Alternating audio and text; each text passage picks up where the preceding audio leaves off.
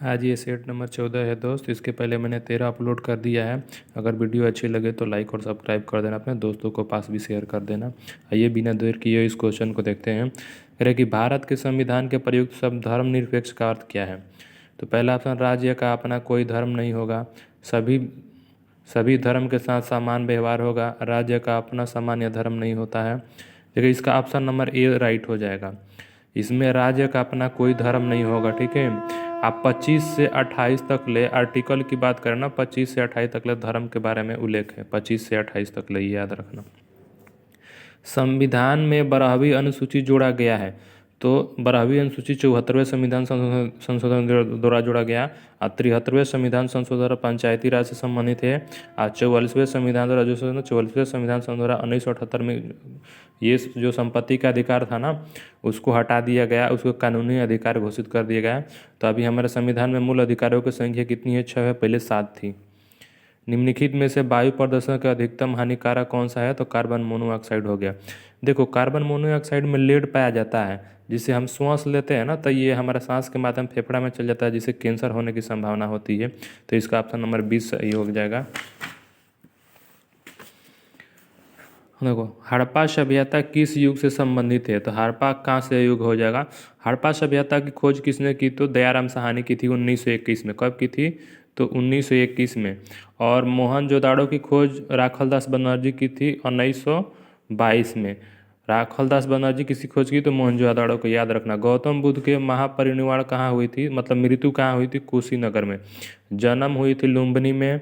सारनाथ में पहला उपदेश दिए थे। बोध गया में ज्ञान की प्राप्ति हुई थी। मगध राजा अजातशत्रु लंबी अवधि तक किस गणराज्य के साथ युद्ध रहा? तो वैशाली हो जाएगा, ऑप्शन नंबर सी। वैशाली कहाँ है? तो हाजीपुर में। ठीक है। बिक्री कर कौन लगाता है और वसूल करता है? तो बिक्री कर राज्य सरकार लगाता है। ये देखो ये अप्रत्यक्ष कर है, बिक्री कर जो है अप्रत्यक्ष कर है, अप्रत्यक्ष कर केंद्र सरकार लगाती है। ये देखो 3 गो सूचियाँ है ना, संघ सूची, राज्य सूची, समवर्ती सूची। तो संघ सूची केंद्र सरकार लगाता है। आपका राज्य सूची राज्य सरकार लगाता है। समवर्ती सूची जो होता है ना, दोनों का कॉमन होता है। नदी के बहाव दिशा परिवर्तन के कारण बनी हुई झील को कहते हैं गोखुर झील कहा जाता है। ऑप्शन नंबर डी सही होगा। खुले बाजार की क्रिया एक हिस्सा है, तो मौद्रिक नीति है। निम्नलिखित में से किसने क्रांतिकारी गतिविधियों के लिए इंग्लैंड के होम रूल सोसाइटी की बनाई थी? तो श्यामा कृष्ण बनर्जी हो जाएगा, ऑप्शन नंबर डी हो जाएगा। थल समीर और समुद्र समीर बनने का कारण क्या है? देखो थल समीर, आपने देखो सिंपल सी बात, आपने घर में पानी को हीट किया होगा, तो देखो पानी के नीचे वाले जो कण ऊपर जाता है, ऊपर का कण नीचे जाता है, ये संवहन क्रिया है। तब ऊपर जाने का, देखो जब पानी हीट होता है ना, तो उसका कण हल्का हो जाता है, तो ऊपर जाता है। और ऊपर वाला जो कण होता है ना, उतना देर में वो ऊष्मा को अवशोषित कर लेता है, तो वो भारी हो जाता है, तो वह नीचे जाता है। तो हल्का कण ऊपर उठता है, भारी होकर नीचे आता है, ये एक संवहन क्रिया है। वैसे ही थल समीर की बात करते हैं। दिन में देखो टेम्परेचर अधिक होने के बाद ना, जो थल होता है ना, बहुत जल्दी गर्म होता है। और जब गर्म होगा ना, तो हवाएं ऊपर उठेगी हल्की होके। जब हल्की होके हवाएं उठेगी, तो जो जल समीर होगा ना, समुद्र समीर नु, वो तो हल्का और नमी युक्त हवाएं होगी ना, भारी होगी। तो इन स्थानों को भरने के लिए तुरंत वहां से दौड़ पड़ेगी कौन? समुद्र समीर। तो दिन में जो होता है ना, वो थल समीर होता है, जो थल समीर के कारण हवाएं आती है थल पे। यार रात को क्या होता है ना, कि समुद्र देखो पानी देर से गर्म होता है ना, तो देर से ठंडा भी होगा।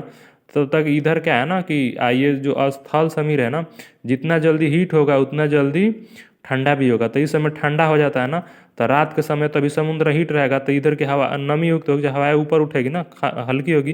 तो इन हवाओं को भरने के लिए थल समीर से जो हवा चलती है ना, उसको जो थल समीर बोलते हैं उसको। तो ये इसको ध्यान रखना। तो इसका ऑप्शन नंबर हो जाएगा ना, बी हो जाएगा।